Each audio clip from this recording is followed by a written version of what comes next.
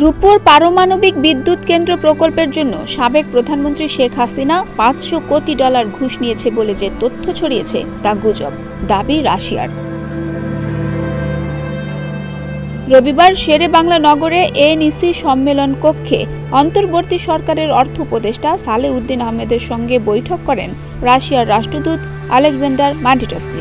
এর আগে এক প্রশ্নের জবাবে তিনি বলেন, রূপপুর পারমাণবিক বিদ্যুৎ কেন্দ্র প্রকল্পে ঘুষ দেওয়ার বিষয়টি সম্পূর্ণ মিথ্যা ও গুজব।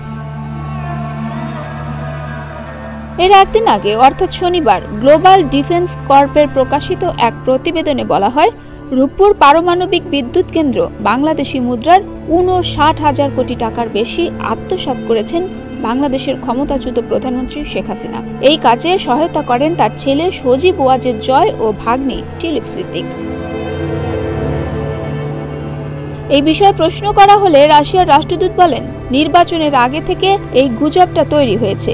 মান্টিটস্কি আরও বলেন, আমরা কি এতটাই ক্রেজি হয়ে গেছি একজনকে $500 কোটি দেব? একটা প্রকল্প শুরু হলো আর $500 কোটি দিয়ে দিলাম। এটা রিউমার ও মিথ্যা। ডেস্ক রিপোর্ট, প্রতিদিনের বাংলাদেশ।